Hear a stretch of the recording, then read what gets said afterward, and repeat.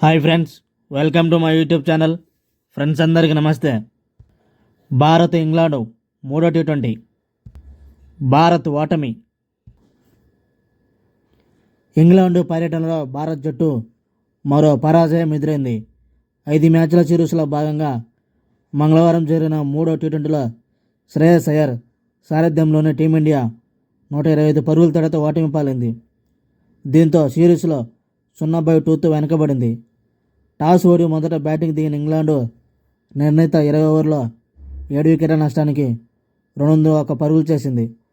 Opener Phil Salt 44 బంతుల్లో 70, 7 ఫోర్లు 3 సిక్స్లు అర్ధశతకంతో అదరగొట్టగా జోస్ బట్లర్ 21 బంతులు 36, 4 ఫోర్లు 2 సిక్స్లు.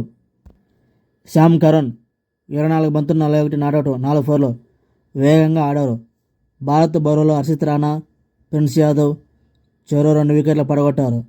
అనంతరం భారీ లక్ష్యంతో టీమిండియా ఏమాత్రం ఆకట్టుకోలేకపోయింది. 11.4 ఓవర్లో 76 పరుగులు ఆలౌట్ అయింది. 15 ఏళ్ల వైభవ్ సూర్యవంశీ 5 బంతుల్లో 13, 2 సిక్స్లు. Abhishek Sharma 10, 1 six. Ishan Kishan 13, 1 four 6.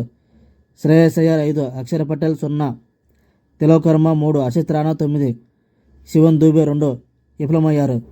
England బౌలర్ల దాటికి మన వాళ్ళు అవుట్ అయ్యారు.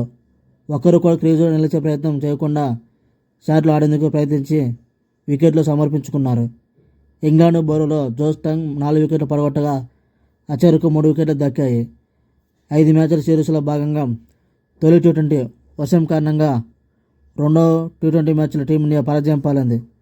శ్రేయస్ అయ్యర్ భారత్ జట్టుకు కెప్టెన్గా ఎంపికైన తర్వాత టీమిండియా గెలుపు రుచి చూడలేదు.